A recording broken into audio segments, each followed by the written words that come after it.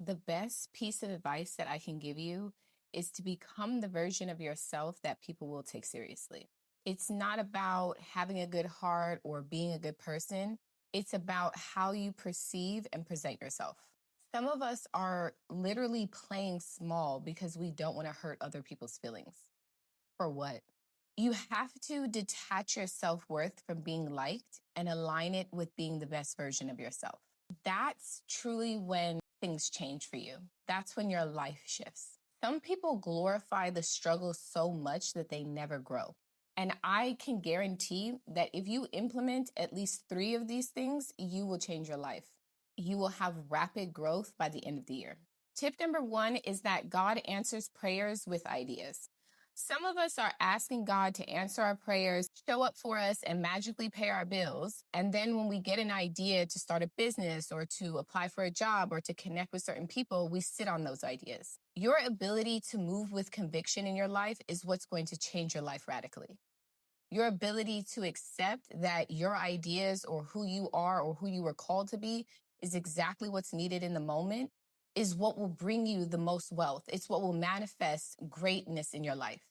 It's when we stop thinking that we are enough as we are, or that the ideas that we have, or the way that we move, the way that we want to speak to people is somehow not sexy enough, or it's too different in the moment. Sometimes the anxiety that we feel is not because of things happening externally. It's what we're doing to ourselves.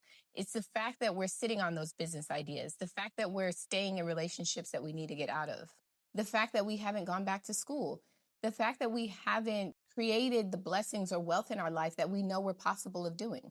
You could be sitting on a multi-million-dollar idea because you're too afraid of how people will judge you or what some random person from high school will think about you. They don't matter. Number 2, you have to pay to play. You need to invest in your growth. There are going to be certain levels in your journey where the next step is going to require you to get into rooms with people significantly smarter, wealthier, or more advanced than you are. And if you're the kind of person that thinks that it's not okay for you to invest in yourself, or you listen to people who tell you that that's too expensive, or what are you doing paying for somebody to tell you things that you can look up on Google? They're not your target audience. These are not people that you need to be focusing on, especially if you're someone who has bigger ideas. A lot of times, people with those ideas are surrounded by people who are doing the mundane or following traditional paths, which there's nothing wrong with. There's nothing wrong with saying, I want to get a college education, go get a regular 9 to 5, and then work my way through that company. But even if you worked at McDonald's, they teach you everyone's job. And then eventually, if you want to be a manager, you have to learn certain leadership skills or run through some kind of programming in order to be qualified for that position. When you work at Starbucks and they're teaching you to make the drinks efficiently, there's someone who had to come up with that system to make your job easier. You still have to invest your time and energy into doing that job efficiently. This is why we also have to remain teachable and curious, because when you stay open, you have the ability to connect with people who are at levels that you want to get to. And instead of being afraid you're not qualified to be in that room, realize that those people started out where you are currently. They had the self-doubt. They had the disbelief in their vision. They believed that they weren't qualified enough to speak on things. They had imposter syndrome, and then they got over it. They either hired somebody to help them elevate to the next level, to teach them the systems and habits in order to implement them in their own life, or they invested real time and energy in their growth journey. Wherever you are, invest what you can. Even if it's just making more time for the things that you want to achieve and putting real energy into your dreams. But when you're actually ready, when you feel called to invest in a mentorship program, to connect and network with people who are at a higher level than you, trust that gut feeling. The next tip is to get organized. Honestly, if you're trying to, and I get it because I'm neurodivergent and girl, time blindness is so real for me. However, I realized that the levels I was trying to get to, I had to become a different version of myself. She was way more organized than I am currently now. And I started implementing time blocks into my calendar because it gives me the ability to see where my time is going and to fully show up in that window, investing all of my energy into the things that I'm doing. So if you need to set alarms, if you need to get a calendar, if you need to implement a schedule, especially if you're trying to run a business or go back to school or just be more efficient in your life, getting organized is one of the most slept on things that you can do to actually fast track your way to discipline. Because a lot of the things that you're trying to do require you to have the stamina, the discipline, the staying power on the path that you're trying to receive blessings from. And if the thing that's holding you back is that you won't set a timer to get up earlier or to get organized in your day, that's the smallest thing that you can have in your journey that can stop you. The next tip is to hold yourself accountable. You want to be following your dreams for your life and not someone else's dreams for your life. Things really changed for me when I started to realize how I was the one creating certain situations in my life.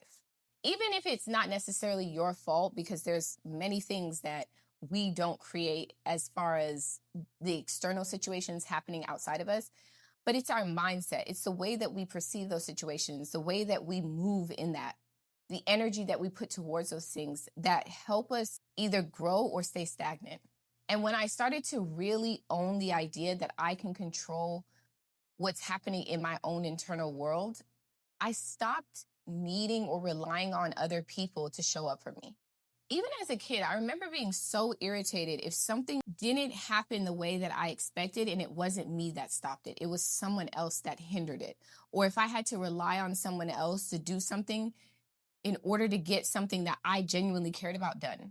And as an adult, when we're trying to navigate through life, we can kind of dim this part of ourselves and feel like, oh, we need to fit in. We got to be part of the group. Or if they don't like something, we should change it. There comes a point in your journey when you really need to decide, what are you living for? Who are you living for? And this is not even the argument of, well, I have kids and I need to prioritize my kids, because we always have that saying of, I would die for my kids. But would you live for them? Would you actually show up for them? Would you go back to college so that they can see it's possible for them? Would you start that business even if you were afraid because you wanted them to believe in themselves? Would you stop shaming yourself and your story because you wanted them to believe in themselves more often than they doubted themselves? The next tip is to use everything. Your story, your scars, the moments when people doubted you, points in your journey where people overlooked you. Sometimes we doubt how important our stories are and how much that can actually propel us forward because we see it as roadblocks instead of opportunities. The moments when people doubted you or overlooked you, those were the moments when you really dug deep and you started to realize how powerful you were internally. The things that you went through are exactly what someone else needs in their journey. The advice that you can give them is tailored to the experiences only you have had. Turn your weaknesses into strengths. Start seeing the things that you currently doubt as being valuable as the most valuable element of your journey. If you think you are limited in one area, learn from someone who's more advanced in that area. Don't see it as a limitation. See it as an opportunity for growth. That's how you start rewiring your brain and changing your self-concept at a deeper level. My next tip is to enter your selfish girl era. There is going to be a point in your journey, especially as a woman, when you have to prioritize the things that you desire to have in your life. You could be the type of person who pours into other people, helps other people with their dreams, but there may be an area of your own personality, your own growth journey that you're overlooking because you're constantly pouring into other people. This is when we need to be comfortable with taking up space, owning our story, speaking our truth, and allowing ourselves to be heard. It's not wrong for you to want to prioritize your goals. It's not wrong for you to say that at this moment in your life, you just want to be dedicated and focused on your growth, on your dreams, on your goals. Especially because the moment that we put ourselves and our lives on the back burner for too long, we start to build up resentment. We start to feel like the only value that we have is tied to what we can do for other people and less about what we can do for ourselves. And then when those people don't value what we're doing because they didn't ask for it or because we have tied our self-worth to it, we start to feel like people don't see us for who we are. We start to limit ourselves. We start to not see ourselves and our potential as what it truly is. So when you decide to be a little bit more focused on yourself, even if that's deemed as being selfish, more growth comes from that. And you actually have a better chance of impacting people in a positive way because you start to show up for yourself more fully, more capably, and more honestly. The same way that you would ride out and show up for someone who needed you, someone you love dearly because someone was bullying them or limiting them. You need to do the same for yourself. You need to show up for yourself, your future self, in the same way. Old versions of yourself didn't come this far to just stay here. And they're going to need you to start showing up for yourself. My bonus tip is to pivot, reimagine, rest if needed, but don't give up. While you are on this path, there will come points when you need to change directions, you need to realign, reassess, reimagine, take days off. But if you see all of that as part of the journey and not an indication that you need to stop, you'll keep showing up for yourself.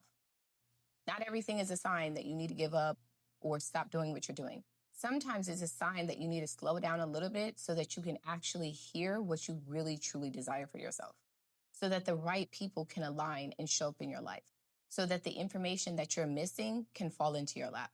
Sometimes all it takes is you actually asking for what you want, for things to change. Sometimes it's just you really, truly desiring something, getting clear on those goals and going after it. But you're not going to know that if you're not willing to pay attention to everything that's occurring on your growth journey. Sometimes that means taking a break. That means changing directions. But that doesn't mean stopping. That doesn't mean closing the chapter on the dreams that you have for yourself. As always, if you feel aligned with working with me, that information is in the link below. And I will see you in the next one.